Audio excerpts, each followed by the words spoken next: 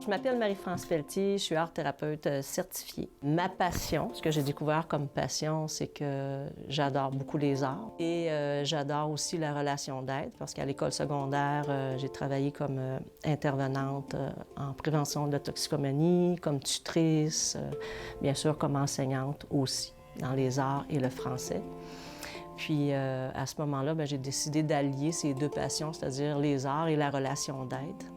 Et ça m'a fait découvrir l'art-thérapie.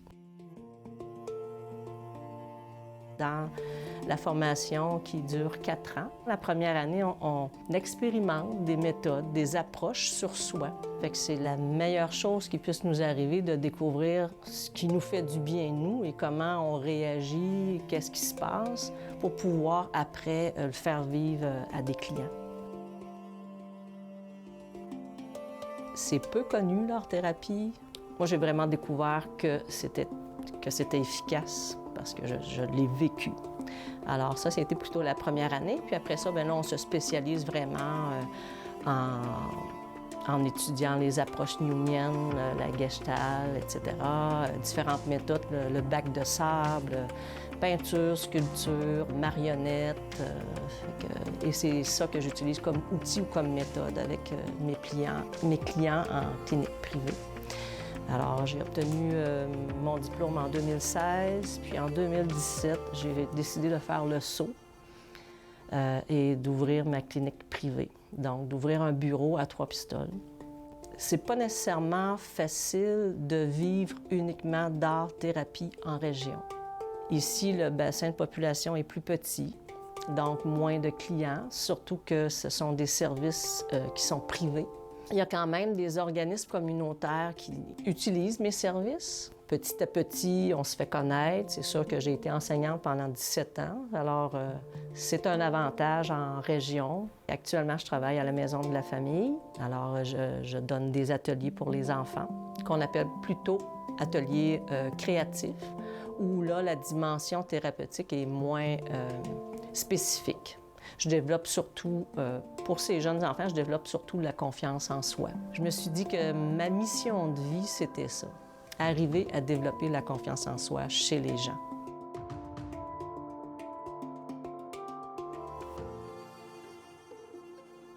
Oui, l'art est bénéfique. Oui, l'art c'est une guérison en soi que de créer. Ça fait du bien, ça diminue le stress, on apprend à se connaître. Mais c'est l'aspect vraiment thérapeutique, je trouve que c'est quand on est accompagné. C'est là mon rôle à moi quand j'interviens avec une cliente, c'est que j'offre un cadre thérapeutique. Si jamais la personne se désorganise, si jamais la personne éclate en sanglots, qu'elle ne sait plus quoi faire pour se stabiliser, j'ai la formation pour pouvoir accompagner ces gens-là, pour les aider, pour les soutenir, pour leur faire prendre conscience de certaines choses. Ensuite, le fait d'intervenir en art-thérapie, c'est aussi le fait de poser les bonnes questions, de voir les choses que les personnes ne voient pas nécessairement. La base de l'art-thérapie, c'est la création, c'est la production artistique. Puis souvent, les gens vont dire « Ah, Marie-France, je suis pas capable de dessiner, je fais juste des bonhommes allumettes. » J'ai dit « Fais des bonhommes allumettes, c'est pas grave, ça. » L'important, c'est la création, c'est pas le résultat, c'est le processus. En fin de compte, c'est dans le processus que j'interviens. C'est dans le processus que je vois des choses, que j'accompagne, que je pose les bonnes questions, ou tout simplement que la personne, parce qu'elle est accompagnée, parce qu'elle est soutenue, elle va réaliser des choses. Moi, je pensais que j'allais faire de la peinture. C'est pour créer.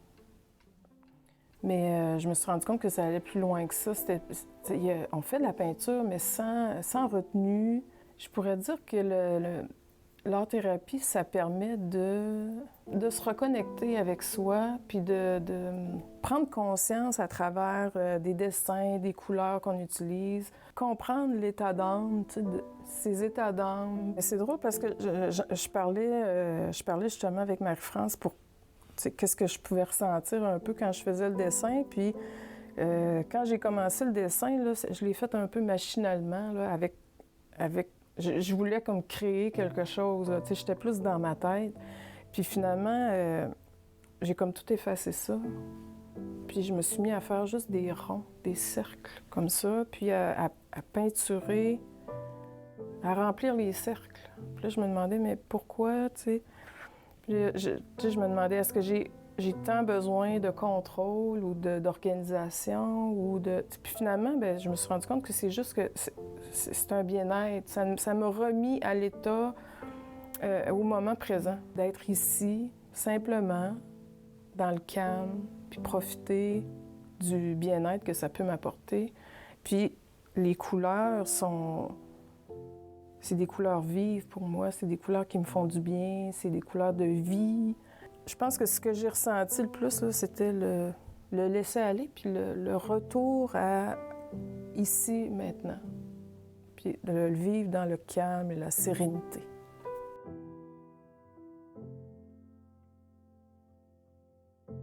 C'est sûr que l'art-thérapie, ça fait appel à l'inconscient aussi. Je parle très peu, du moins pendant le processus. La personne peut ne pas parler. Je vais leur dire, vous n'êtes pas obligé de parler.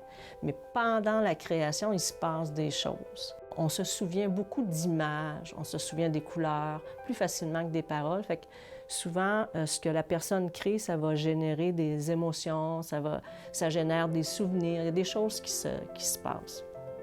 Et c'est là que j'interviens, c'est là que la personne peut dire, je comprends pas pourquoi j'ai fait ça. Puis là, je n'interprète pas les dessins, ça c'est important. Les gens pensent que j'interprète. Il n'y a pas d'interprétation, mais je vais poser la question. On va regarder l'image ensemble, on va regarder picturalement ou l'espace, comment il est organisé sur le carton ou sur la toile. Puis en posant les questions, bien, les gens trouvent eux-mêmes les solutions. Les gens découvrent comment ils fonctionnent dans leur vie. Quelque chose qui est très petit sur le carton ou sur le papier, puis je vais dire, ce que je vois, moi, c'est une tâche qui est très petite par rapport à l'ensemble de l'espace que tu as utilisé. Bon, qu'est-ce que représente cet espace-là? Est-ce que c'est du vide? La personne peut me dire, non, ça me fait du bien. Ça pourrait être catalogué comme négatif de dire, je sens un vide chez moi, ou positivement en disant, bien, moi, j'ai besoin d'espace. Je réalise qu'en fin de compte, ça me fait du bien de voir cet espace-là autour de ce que j'ai créé parce que c'est ça que j'ai besoin dans ma vie. Le non-verbal parle beaucoup aussi pendant les interventions. Les hésitations, les silences. Souvent, on a peur des silences, mais pour moi, je pense que c'est dans les moments silencieux où il s'est passé le plus de choses, où les gens ont réalisé. Et c'est là où souvent ils se retiennent, ils hésitent. Puis là, je dis, il y a quelque chose qui se passe là, peux-tu me le nommer? Et c'est là qu'il y a le déclic qui s'effectue.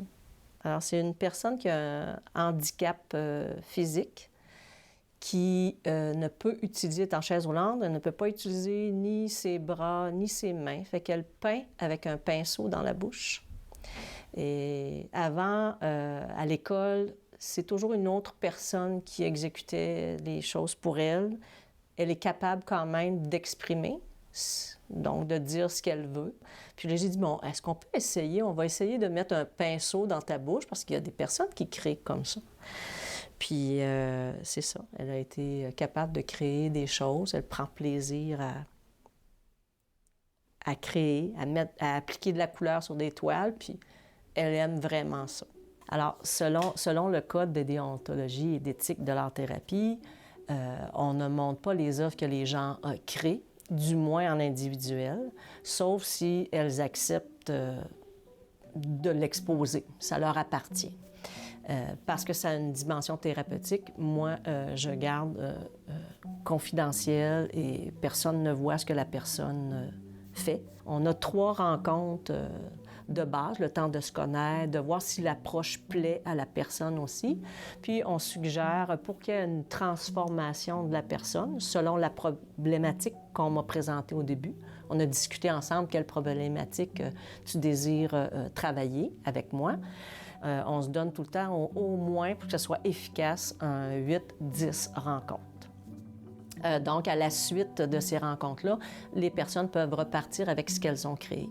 Mais tout le temps du processus, moi, je conserve dans mon bureau les œuvres qui ont été créées. Puis à la fin, ce qui est intéressant, c'est je reprends la dernière rencontre, je reprends toutes les œuvres, puis on voit le cheminement, comment ça s'est transformé dans l'image. Puis ça a toujours un bel impact chez la personne de voir ce processus-là, puis de « Ah, je pensais ça au début, c'est vrai, puis là maintenant, tu vois, je pense plus comme ça, j'ai changé. » Fait que ça, c'est intéressant. On peut terminer. Qu'est-ce que je pourrais montrer? Tu sais, j'ai toujours de l'abstrait, du figuratif. Des fois, c'est d'appliquer de la peinture. C'est ça. Bon, on est dans le figuratif. Parfois, à partir d'une peinture, on se dit on va pas plus loin parce que, oui, je pourrais faire un paysage avec celle-ci, mais on décide de ne pas aller plus loin.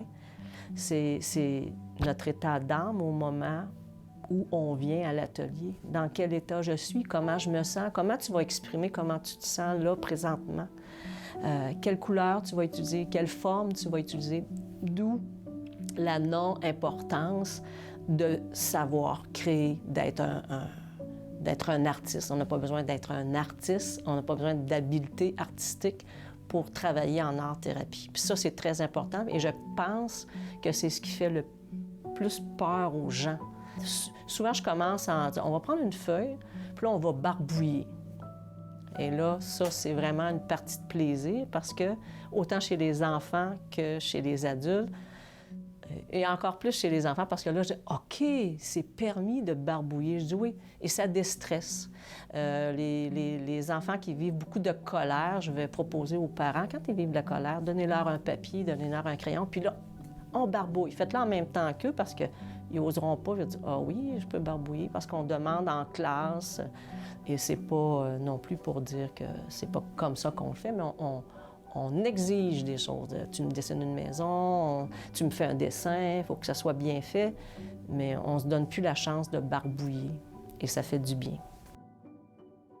J'aimerais développer davantage des rencontres individuelles. Si je peux transmettre aux gens que la perfection, ça n'existe pas. Ce que tu crées, toi, c'est bien. Une autre personne va créer autre chose, puis c'est bien aussi. Ce que je vise, ce en quoi j'aspire, c'est de pouvoir amener de plus en plus de mieux-être aux personnes par la relation d'aide, le développement personnel, etc., par l'art-thérapie.